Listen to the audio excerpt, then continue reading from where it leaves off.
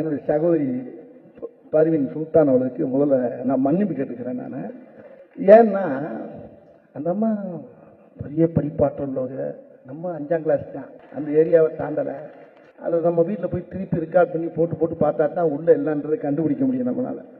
அந்த அளவுக்கு ஒரு ஆற்றல், அறிவு, பெரிய சிந்தனையாளர் அவங்க.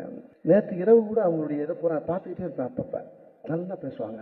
அப்போ பேசும்போது தன்னுடைய மகனுக்கு ஒரு ஒரு அறிவுரை சொன்னாங்க, பேசுகிறாங்க. இந்த கூட்டத்திலேருந்து வர்றப்ப முகம் தெரியுது, பேர் மறந்து போச்சு. மகன் கேட்டாராம், அம்மா எப்பயுமே 23 வயசா அவருக்கு, என்ன உன் கண்ட்ரோல்லே என்னை வச்சிருக்கியம்மா, நியாயமான்னு கேட்டாராம். அது இல்லைப்பா, நீ கல்யாணம் ஆகி எல்லாம் பெரிய ஆகி உனக்குன்னு ஒரு தனித்தன்மை வந்த பட்சத்தினால நீ யாருன்னு காட்டிக்க, அது வரைக்கும் அம்மா பேச்ச கொஞ்சம் கேளுப்பா அப்படின்னு அவங்க பேசுறது எனக்கு நேற்று நைட்டு மைண்டில் அப்படி நின்றுச்சு. இந்த கருமும் அந்த மூளை மறந்து போச்சு. மேலே வந்தோடனே உங்கள் பேர் நான் கேட்டு தொலைஞ்சிட்டேன். இது வரலாறை விட பெரிய தகராறாக இருக்கும் போல் இருக்குது.